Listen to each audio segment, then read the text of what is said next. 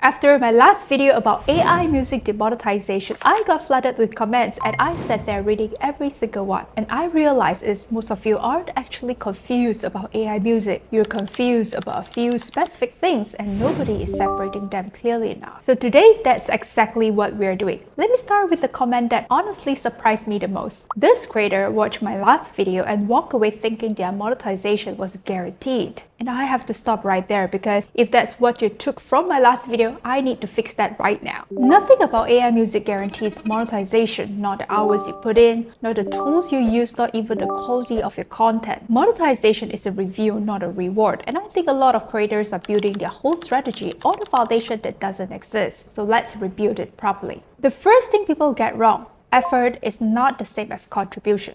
A lot of creators think that if they work hard enough, YouTube has to let them in. One creator in my comments spent 1 to 1.5 weeks on each video. Another talk about spending hours on video editing and AI workflows. I respect that. But here's the thing. YouTube doesn't care how long something took. YouTube is asking, what did you actually create? Two creators can both spend a full week on a video. One is writing lyrics, arranging music, building a story, making real creative decisions. The other is generating outputs, picking the best ones and looping them together. Both work hard, but only one of them can clearly say, this came from me. That distinction is everything. The second thing people get wrong, they think ownership is one conversation. It's actually 3. One comment asked something really specific. What if the song was fully yours to begin with? The melody, the lyrics, the arrangement. For example, you only use Suno at the very end to clean up the production. Does AI touching the final mix change who owns the song? No, it doesn't.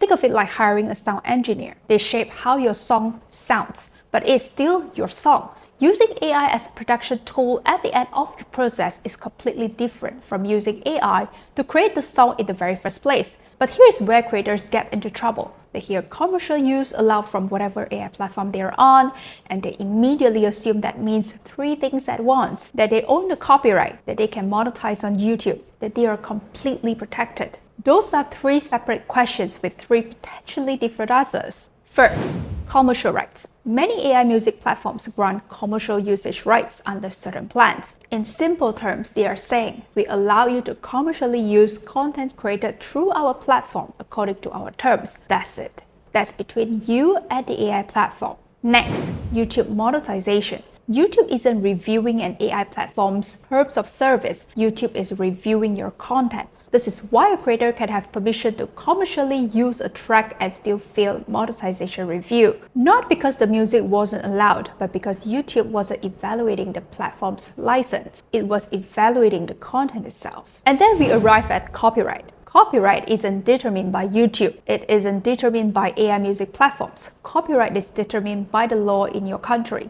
All of these 3 things, they don't automatically come as a package. The third thing, and this one is brand new. The AI label question just changed completely. If AI was meaningfully involved in your music, disclose it. Yes, check the box. If it's just minor edits, then you don't have to. But here's what changed that makes this even more important now. As of May 2026, YouTube started rolling out internal signals to detect AI-generated content. If you don't disclose and your system detects significant AI use, they will automatically apply the label for you. So the choice is no longer, should I disclose or not? The choice is now, do I label it myself or do I let YouTube label it for me? And that label now sits directly below the video player on long-form content. Viewers will see it. But the good news is, AI labels do not penalize you in the algorithm. They don't affect monetization eligibility. So the label itself isn't a danger. Now there's another type of content nobody seems to talk about too.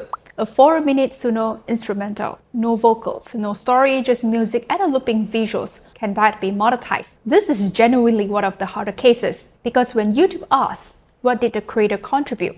What's your answer? There are no lyrics to point to, no vocal performance, no narrative. It doesn't mean automatic rejection, but it means you need to think about what you're bringing to the table beyond the generated output. The next is monetization and growth are not the same problem. One creator said getting monetized wasn't their struggle, growing was. And honestly, that might be the most important thing said in my entire comments section, because those are 2 completely different things. Monetization is a threshold. You either meet it or you don't. Growth is a competition. You're up against thousands of AI music channels uploading every single day. Meeting YouTube standards gets you in the door. It doesn't make anyone watch you. That's where your creative identity matters more than your tools. And that brings me to the question underneath all of this. Some creators believe AI is ruining music. Others see AI as an opportunity. Personally, I don't think AI is replacing creativity. Some creators use AI to generate everything. Some use AI as a production tool. Others use AI to speed up parts of a workflow. Technology is changing, but the thing that still separates successful creators, whether they use AI or not, is originality, creative direction, decision-making, taste, storytelling.